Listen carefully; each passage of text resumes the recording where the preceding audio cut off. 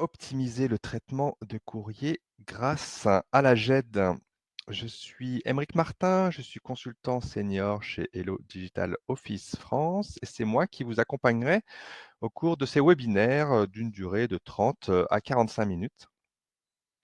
Voilà comment va se décomposer la séance. On va d'abord parcourir quelques slides de présentation pour savoir bien effectivement de quoi on parle et vers quoi on se dirige. Vous aurez également une démonstration voilà, d'interface pour vous montrer effectivement des manières optimales de pouvoir gérer effectivement le courrier entrant au sein d'une entreprise. Et puis voilà, on reviendra ensuite à de la présentation pour la conclusion. Bien sûr, à tout moment, n'hésitez pas à poser des questions et j'y répondrai en fin de session. Donc le sujet qui nous réunit ici aujourd'hui est effectivement le traitement de courrier en entreprise. Courrier est peut-être même un peu réducteur puisqu'il y a de plus en plus effectivement d'entrants qui se passent par email et puis pourquoi pas même aller jusqu'à tracer les actions diverses qu'on peut faire. Je pense par exemple à des appels téléphoniques ou même bien sûr à des documents que l'on pourrait soi-même éditer et donc du document sortant. Donc, ce qu'on va essayer de vous faire toucher du doigt aujourd'hui, c'est effectivement l'apport de traiter justement ce matériau, donc ce courrier, cette somme d'informations, pas uniquement via une application verticalisée autour du courrier qui ne ferait que ça dans votre organisation, mais de capitaliser sur une plateforme GED qui offre par ailleurs beaucoup d'autres possibilités et voilà, que vous voyez effectivement eh bien, les avantages que cela pourrait vous procurer.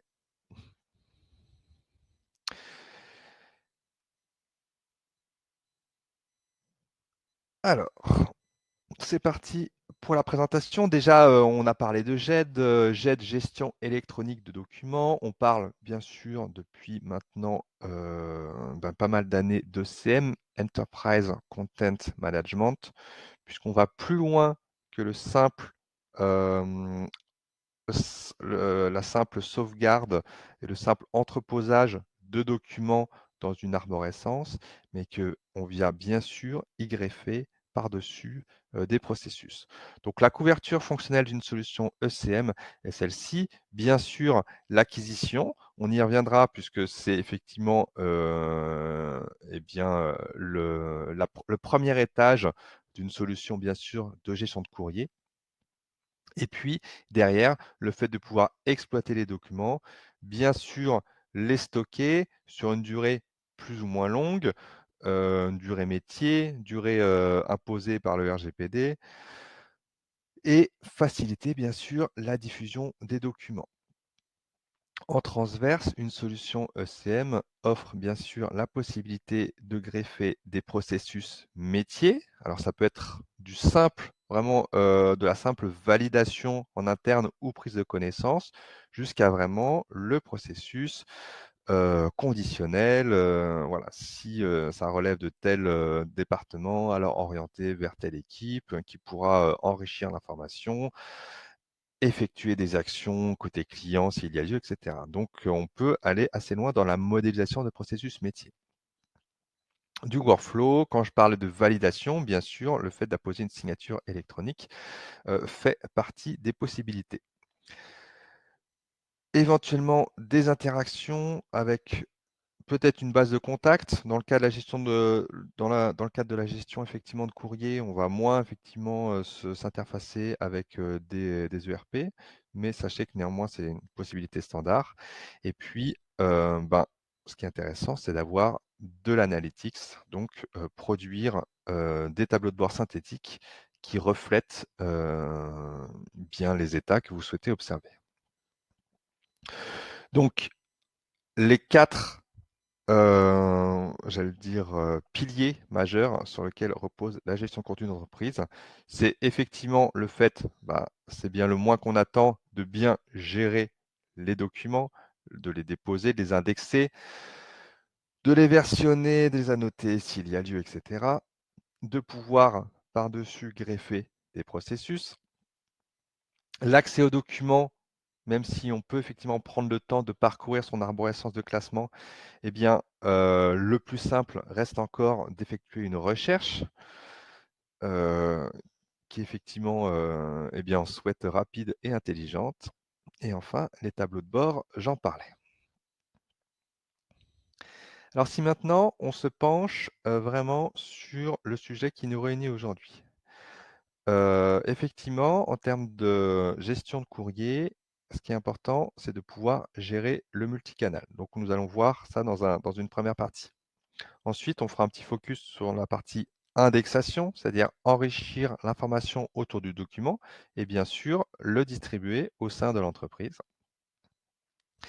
Et puis, on viendra, après la démonstration, revenir sur vraiment les apports et les bénéfices à la fois fonctionnels qu'apporte une GED et puis bien les bénéfices de manière générale que, vous procure le choix donc d'un projet de gestion de courrier.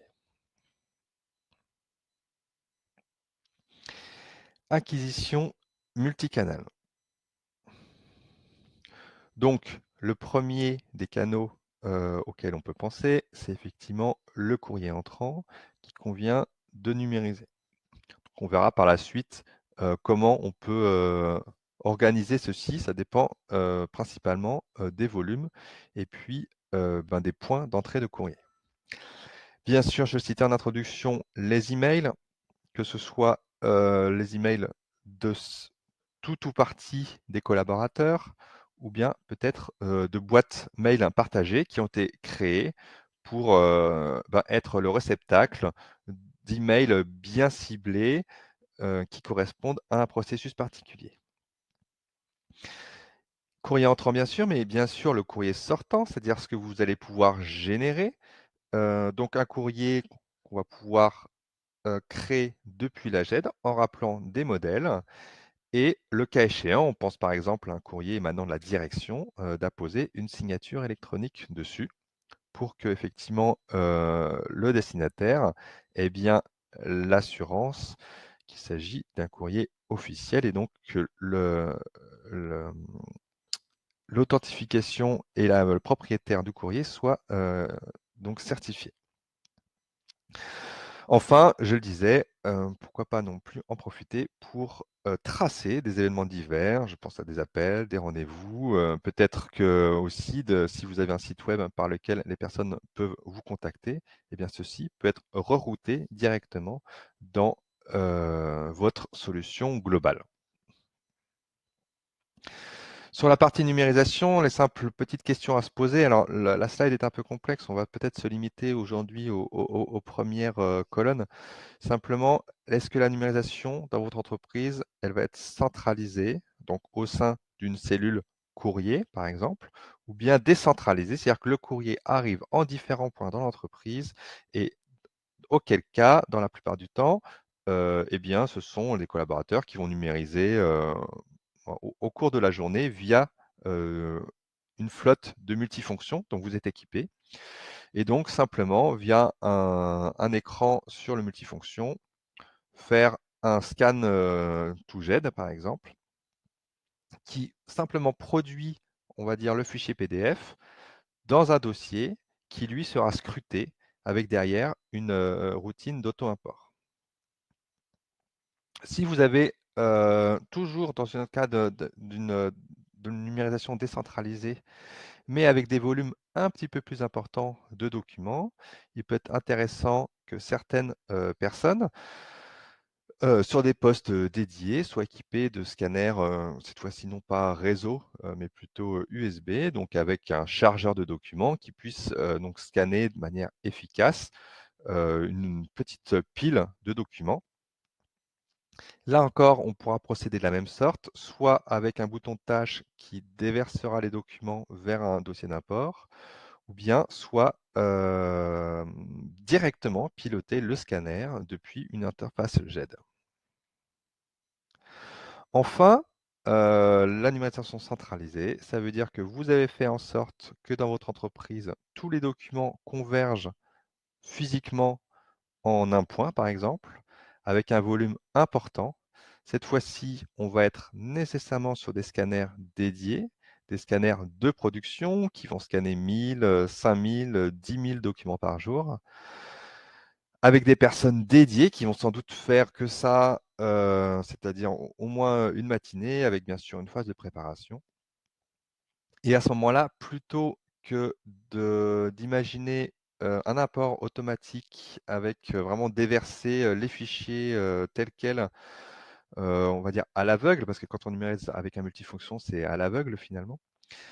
Eh bien on va plutôt privilégier des logiciels dédiés, donc orientés production. Donc ce type de logiciel, donc existe bien sûr et permet par exemple de voir les images défiler, donc faire un contrôle qualité de ce qu'on réalise et cetera. Parce que là, on est vraiment sur du volume.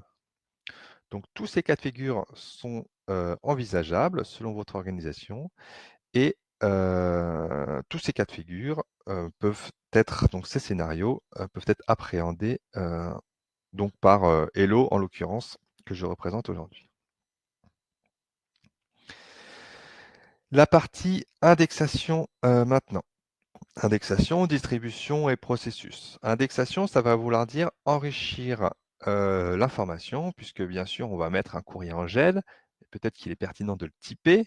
Peut-être que son tel type, eh bien, on va signifier voilà, quelles sont les informations dont il relève.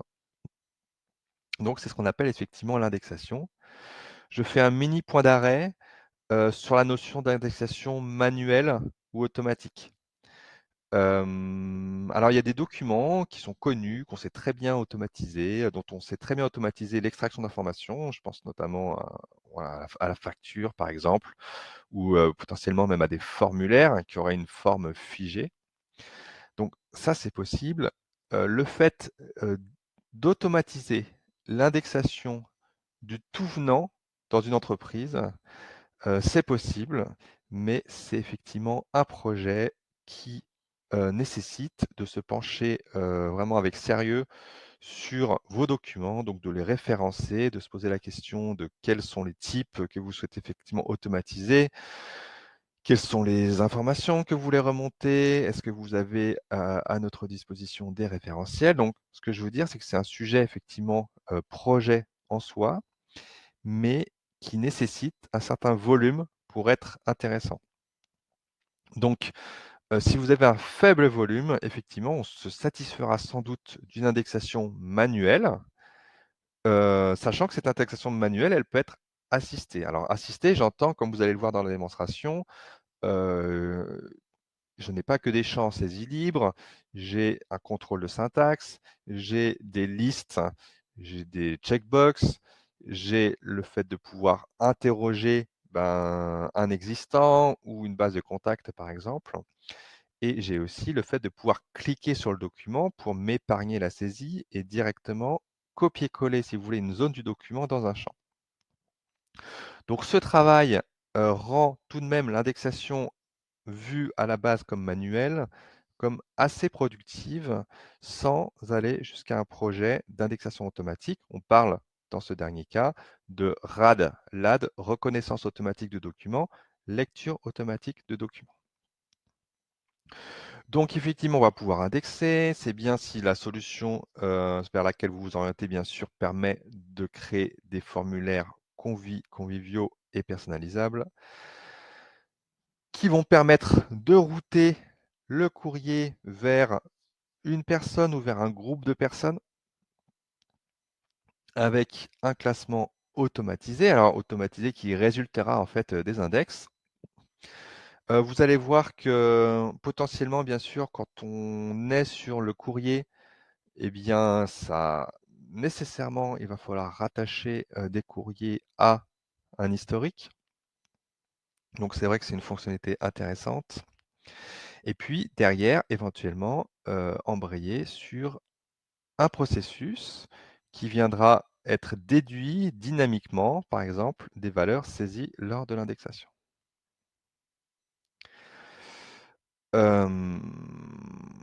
Voilà, la présence de tableaux de bord, effectivement, vous apporte un plus, aux utilisateurs ou aux personnes, responsables de service, par exemple. Voilà, donc ce que je vais faire maintenant, c'est, vous montrer quelques exemples d'interfaces pour que vous voyez un petit peu comment ça va se passer. La fenêtre de temps est assez limitée, donc je vais effectivement, mon ambition, c'est plutôt de vous donner une idée de fonctionnement, de vous donner, voilà, que vous ayez, que vous preniez la connaissance de certains écrans pour les étapes clés et puis, voilà, si, il y a nécessité de creuser, bien sûr, vous pouvez, nous poser des questions ou nous recontacter ultérieurement. Alors, je vais lancer mon interface effectivement Hello ici. Hem, je vais me connecter. Alors, puisque au cours de la démonstration, je vais adopter plusieurs rôles, vous voyez qu'ici, je passe par une phase d'authentification avec saisie de login et mot de passe. Lorsqu'on est installé, donc en production chez les clients, effectivement, l'authentification découle la plupart du temps de simplement la session Windows. Donc je lance effectivement Hello et vous allez voir qu'effectivement ici, je vais utiliser plusieurs interfaces. Donc ici, j'utilise, donc une interface installée directement sur le poste et pour une autre utilisatrice, qui va intervenir par la suite, je vais utiliser une interface web. Donc moi, je suis ici, Aymeric Martin. Dans le cadre de ce scénario, on va dire que je suis à la cellule courrier et c'est vrai que c'est pour moi, c'est peut-être intéressant d'avoir une interface installée sur mon poste et bien sûr pour l'ensemble des, employés de l'entreprise qui vont intervenir ponctuellement sur la solution ou simplement peut-être en prise de connaissance. Le client donc, web, c'est-à-dire le fait de visualiser la solution dans Chrome, Firefox, Edge et cetera et bien sûr, c'est plus qu'un plus, c'est une nécessité, quoi. Donc je suis à la cellule courrier, vous voyez, j'ai personnalisé ici, ma page d'accueil avec, des tuiles, des tuiles, on va dire dans le langage, ce qui existe depuis, Windows 10. Avec ces tuiles sont des raccourcis vers des fonctionnalités, vers, des espaces de travail, vers, pourquoi pas des tableaux de bord, vers, vous voyez, des indicateurs. Ici, par exemple, donc ce sont des tuiles que je me suis créées, donc personnalisées, qui me permettent, d'accéder directement au courrier numérisé aujourd'hui ou durant les 7 derniers jours. Avec ici, j'ai pris aussi le soin de mettre, en évidence des indicateurs de couleurs qui reflètent, voilà, des courriers en retard, en urgence, en cours de traitement et cetera ou validés. Sur la partie centrale, c'est une partie où les utilisateurs dans laquelle, figurent les messages ou les commentaires laissés par des utilisateurs, donc qui peuvent vous citer. Ou si c'est simplement un document sur lequel vous êtes abonné, vous recevrez automatiquement la notification. Donc ça, c'est très utile puisque, lorsqu'on est, concerné par un processus, on peut bien entendu être notifié du fait que, un processus qu'on a déclenché, eh bien, a franchi telle ou telle étape et à ce moment-là, c'est des mentions automatiques. Ce ne sont pas les utilisateurs qui viennent laisser, manuellement des commentaires, ce sont des mentions qui apparaissent automatiquement. Là, dans le scénario que j'ai prévu de vous montrer, on est dans un scénario vraiment simple de distribution. Donc, je suis à la cellule numérisation, je prends connaissance du courrier, je l'oriente ensuite vers le service qui va bien et puis ensuite, de toute façon, la réalité derrière, donc moi, je me limiterai à la prise de connaissance, mais la réalité des entreprises fait que derrière, il y aura, si besoin est, du processus, personnalisé.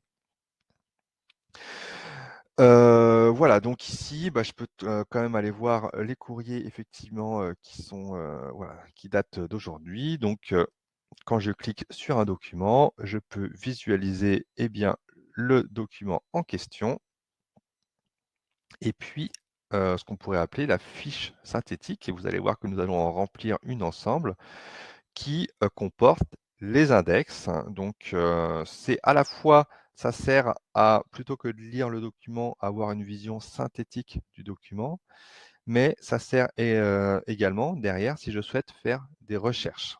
Puisque donc c'est ce que vous voyez ici, c'est ce qu'on appelle des index ou des métadonnées. Voilà, donc c'était pour montrer un petit peu les interfaces. Mais si je me replace dans mon quotidien, moi, de personne de la cellule courrier, je vais donc aller numériser des documents. Donc, ce que je vais faire, puisque d'où je suis, je ne dispose pas de scanner, je vais simplement, vous voyez, faire comme si je numérisais, comme s'il avait été donc numérisé au sein du service ou au sein de l'entreprise des documents vers un dossier qu'on vient scruter. Et donc ici, moi, je vais simuler ce dépôt de documents par un simple copier-coller. Voilà. Et donc les documents, ils arrivent ici et donc ils vont être intégrés dans la GED. Voilà, vous voyez, ils ont disparu ici. Hop, ils ont été importés dans la GED. Moi, je fais partie de la cellule courrier. Et si je vais maintenant voir dans les tâches que j'ai à accomplir, j'ai donc 2 documents en indexation qui sont présents. Donc, je vais commencer à indexer le premier. Vous voyez que pour réaliser ceci, je me suis fait une vue ergonomique avec à la gauche le formulaire d'indexation et à la droite le document.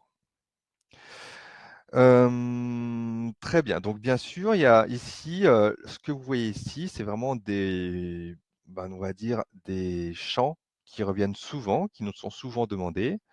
Parfois, on nous demande de simplifier, parfois on nous demande de complexifier. Donc ça, c'est effectivement entièrement, possible et ça se passe via des interfaces assez simples, donc via notamment des designers de formulaires.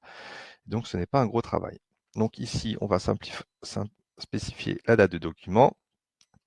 La typologie, donc pour faciliter le travail, eh bien ici, on va voilà, dire que ça relève, c'est une demande qui relève de la presse. Donc vous voyez qu'ici, j'ai fait appel à un menu déroulant. Je vais peut-être avoir un champ libre ici. Et puis, eh bien, vous voyez qu'ici, il s'agit d'une relance. Donc ce que je vais faire directement ici, c'est rattacher donc ce courrier à un courrier précédent. Et donc, je vais pouvoir rappeler ici, voilà, certains courriers, ou en tout cas les plus récents que j'ai en mémoire.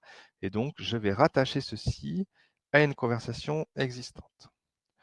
Le fait de faire ceci, vous voyez, bien, m'épargne bien sûr de la saisie. Donc là, je remonte par exemple ben, le prénom et le nom qui avaient été rattachés. Je pourrais également eh bien, soit remonter automatiquement, soit spécifier à nouveau ici l'entreprise dont il est question. Et vous voyez que là encore, je n'ai pas besoin de réaliser de la saisie. Je vais simplement pointer sur des contacts existants. Comment fonctionne cette base de contacts? Elle est gérée directement au sein de la solution.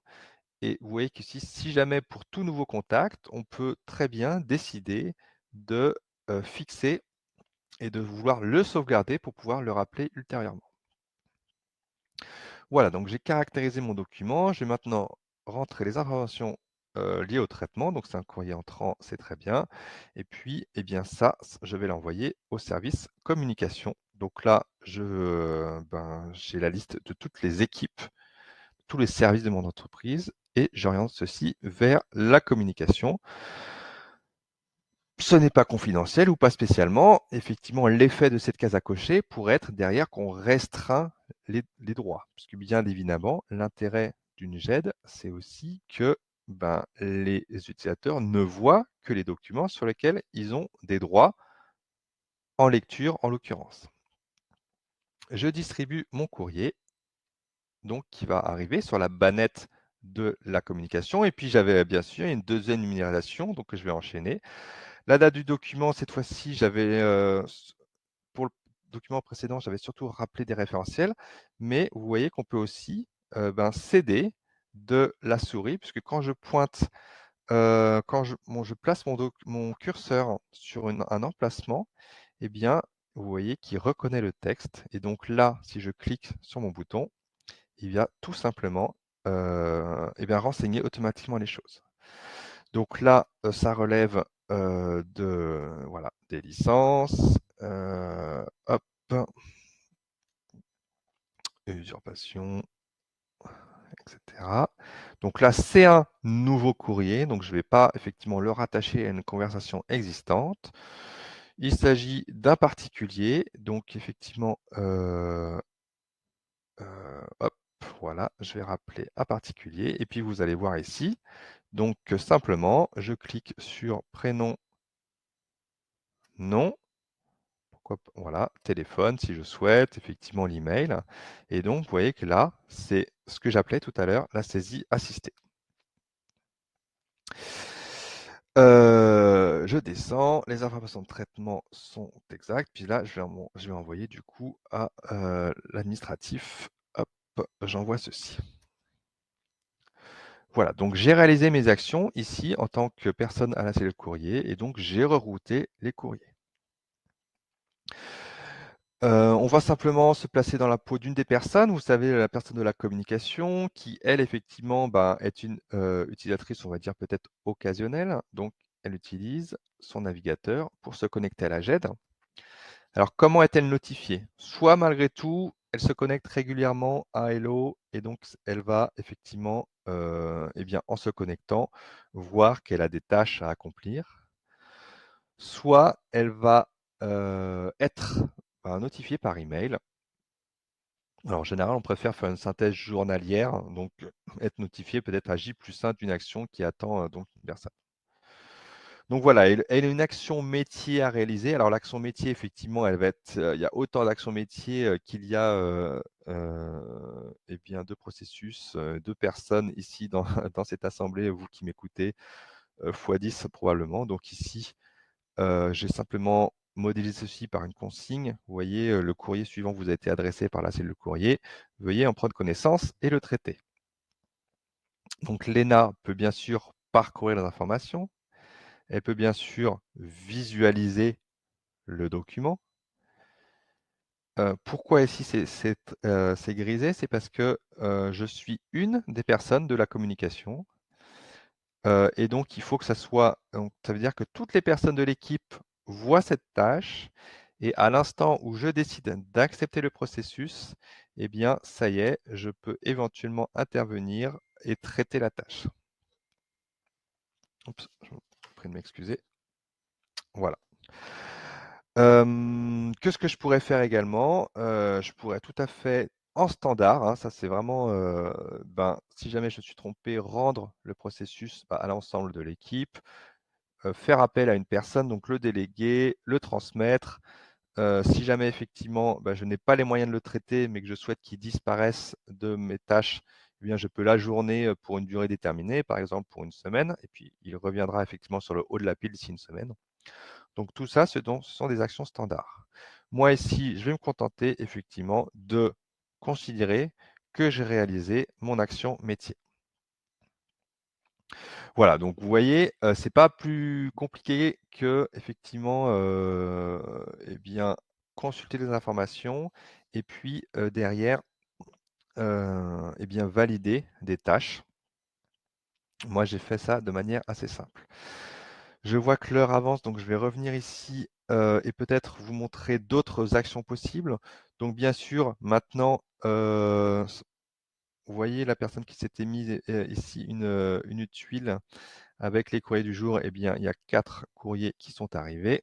Il y en a d'ailleurs un, comme il est arrivé à la fin du processus, il a effectivement un statut vert qui a été créé, donc c'est par ceci.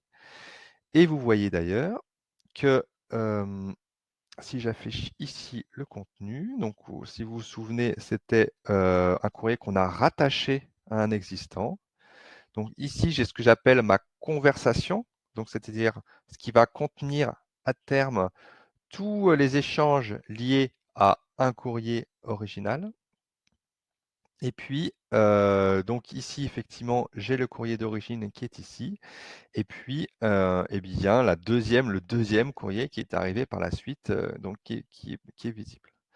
Donc l'idée, et ça je vais vous le montrer même avec d'autres actions possibles, c'est effectivement d'avoir dans ce que nous appelons nous une conversation, et qui reprend en fait, finalement le vocabulaire, utilisé par Microsoft ou par Google, hein. Donc d'avoir tout ce qui relève d'une même, voilà, d'une même conversation, d'une même action, d'un même acte, premier.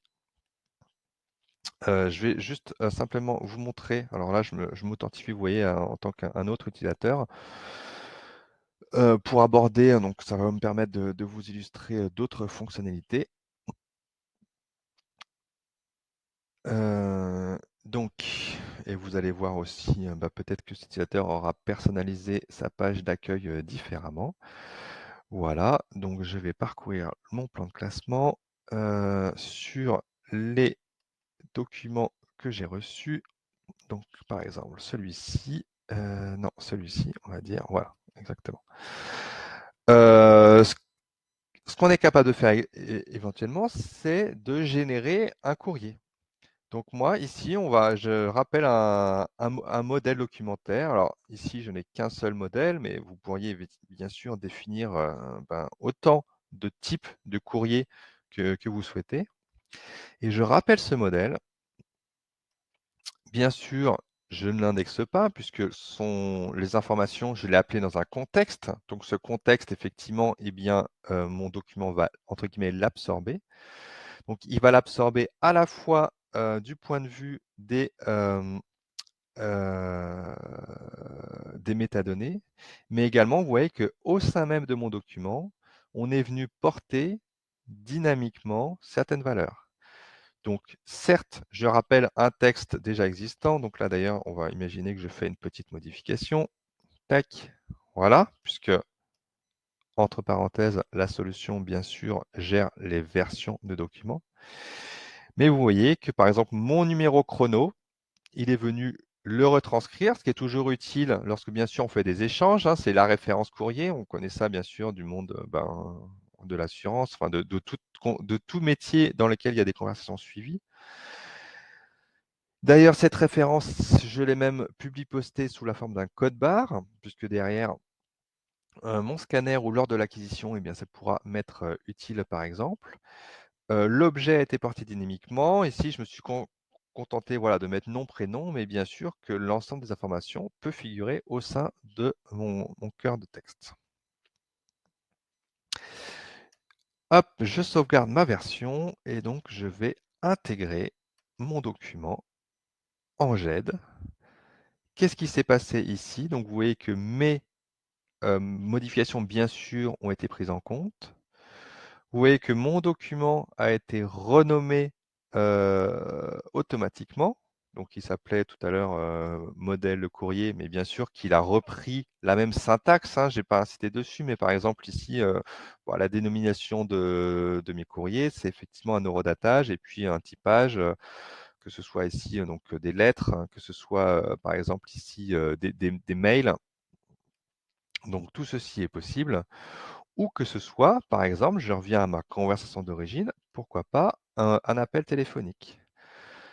Donc lorsque je veux, tracer des appels, eh bien, cette fois-ci, il n'y a pas de document. Donc ça veut dire que je vais passer directement par une saisie et donc je vais enregistrer simplement ce qu'on appelle un nouvel appel. Vous voyez que là, donc, j'ai le formulaire, bah, finalement très similaire à celui que vous avez vu, mais il arrive dans une pop-up, je n'ai pas de document à rattacher. Bien sûr, c'est la date du jour. Vous voyez que bien sûr, les informations du contexte sont rappelées et donc conversation donc réglée par téléphone, par exemple, ouais, par téléphone. Voilà, un petit commentaire ici. Voilà, et donc même chose ici. Donc cette fois-ci, dans ma conversation, si j'agrandis un petit peu la zone, vous voyez que j'ai donc effectivement le courrier d'origine, La relance, le document, que j'ai effectivement généré et puis, ici, l'action téléphonique qui est tracée. Dernière chose et puis j'en reviens à la présentation, simplement j'ai prévu ici de voilà, pour illustrer la partie tableau de bord, j'ai fait un tableau de bord vraiment très simple, donc mais ça illustre les possibilités. Donc c'est une fonction standard qui permet de tracer tout un tas de graphiques, de faire figurer des indicateurs. Ce qui est intéressant sur ce tableau de bord, c'est qu'ils sont cliquables et donc si telle ou telle thématique m'intéresse, le simple fait de, par exemple, spécifier, de cliquer sur une zone et bien vient filtrer les résultats et vous voyez, vient réduire la liste et si ensuite je clique sur un document et bien ça m'emmène directement à, donc le la conversation ou le courrier en question dans l'arborescence. Voilà. Donc quand je dis que mon tableau de bord était simple, voire simplissime, c'est que, voilà, on peut, se faire plaisir, avec bien sûr plusieurs camemberts, avec du suivi dans le temps. C'est intéressant bien sûr lorsqu'on a du volume, ben, d'avoir une idée, des volumes avec le temps. Et puis, voilà, vous voyez que ce tableau de bord est assez intéressant puisqu'il illustre, assez bien les possibilités qui vous sont offertes pour, eh bien, faire de l'analytics. Alors les apports fonctionnels de la GED.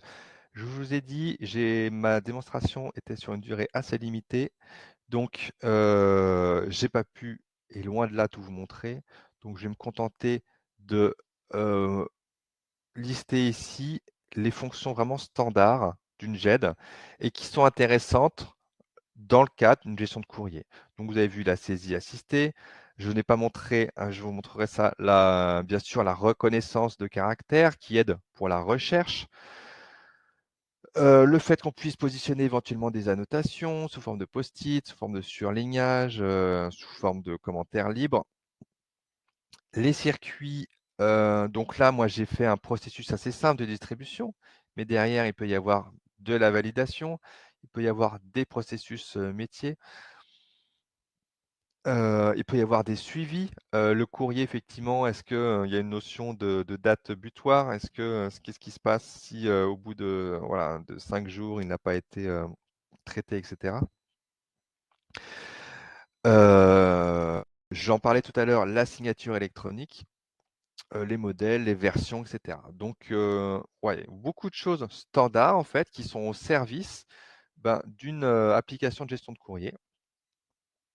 Et si je retourne à mes grandes fonctionnalités GED, donc tout à l'heure je parlais vraiment de l'ECM, donc on peut, bah, pousser la logique jusqu'à donc, activer du collaboratif. Bien sûr la consultation, tout ce que vous avez vu, donc vous avez vu possible via, web ou via bien sûr des applications mobiles.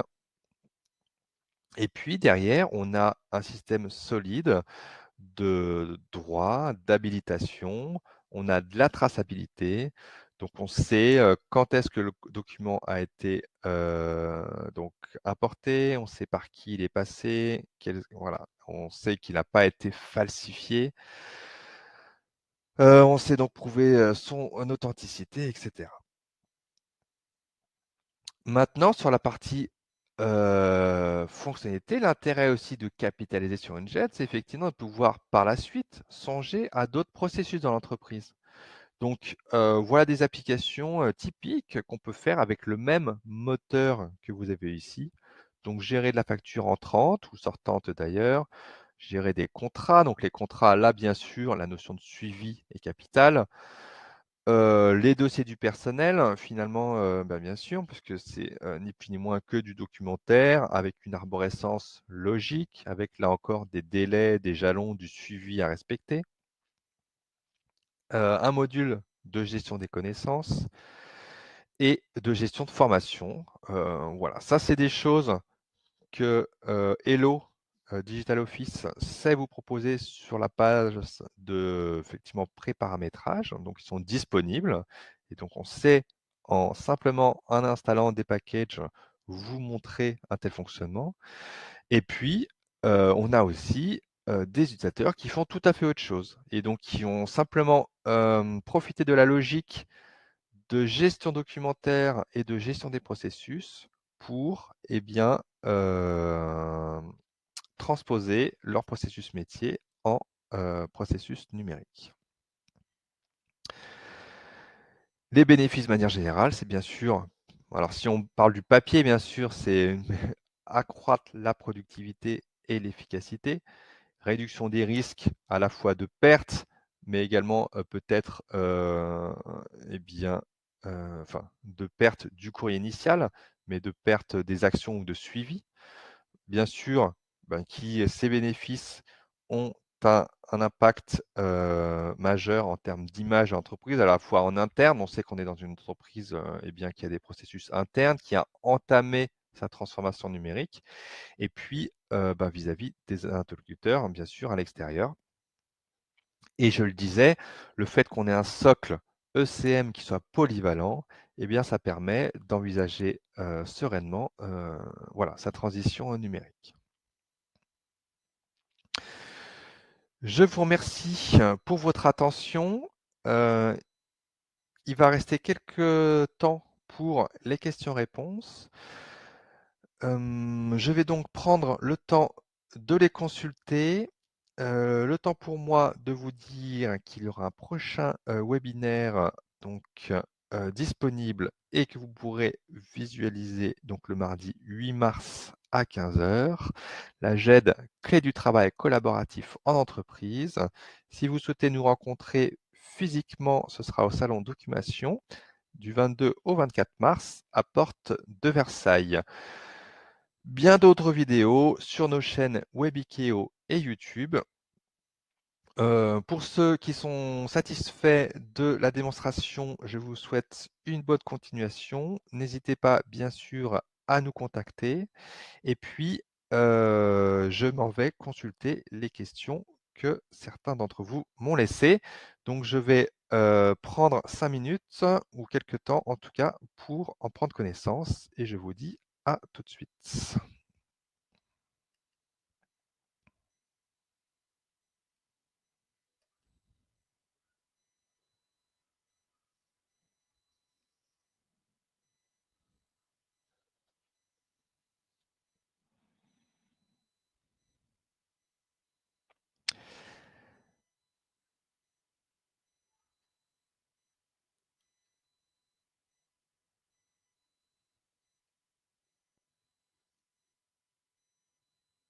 OK.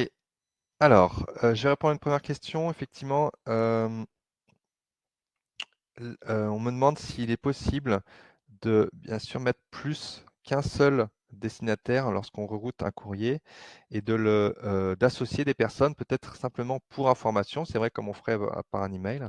Donc là, effectivement, dans mon formulaire que j'ai montré, il y avait un unique destinataire, mais il est tout à fait possible de, rajouter simplement un autre champ où cette fois-ci la personne, recevra le courrier pour information. Mais ça sera bien sûr le destinataire principal qui pourra, effectivement le traiter.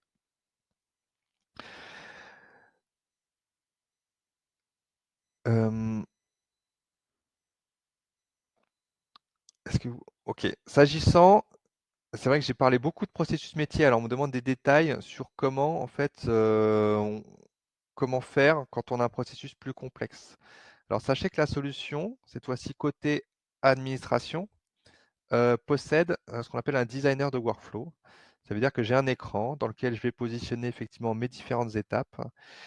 Ces étapes, vont pouvoir, voilà, vont s'enchaîner, au sein d'un workflow. Donc ça va être effectivement des étapes humaines, ça peut être des étapes techniques, par exemple, donc déplacer un document, modifier les habilitations. Vous avez vu que j'ai adopté un code couleur, donc ça peut être aussi, par exemple, bah, le faire, avoir telle ou telle, couleur et cetera. Et donc via ce designer de workflow, c'est ce qu'on utilise vraiment au quotidien pour faire un processus plus complexe. Donc voilà, je pense par exemple à une validation multiniveau et cetera. Donc on peut le modéliser, même si vous avez vu qu'en standard, dans les actions qui sont proposées, lorsque je valide une tâche, je peux tout à fait consulter une personne et donc, en l'occurrence, déléguer ou transmettre le processus. Et j'ai une dernière question qui m'est posée, s'agissant de l'import des emails. Hem, L'import des emails, alors il peut être soit de la même manière, un import manuel. Alors c'est vrai que j'ai pas montré le glisser-déposer, mais ça peut être, voilà, ponctuellement une personne, glisse-dépose un document depuis son Outlook. Sachez qu'on a aussi la possibilité d'intégrer de manière automatique les emails sur, alors tout à l'heure je parlais de boîte mail partagée, donc par exemple on imagine une boîte, projet, votre société ou bien facture votre société et cetera. Et bien là, on sait automatiquement aspirer la totalité des emails. Du coup, on aspirerait aussi bien sûr les pièces jointes, l'expéditeur. Si jamais en interne, vous vous êtes mis d'accord sur le fait de faire figurer telle ou telle information avec une syntaxe particulière, un numéro de projet, et cetera, on viendrait aussi aspirer tout ceci dans la finalité de, simplifier, l'indexation manuelle ou de la supprimer bien sûr et puis derrière d'enclencher directement, là encore, un des fameux processus.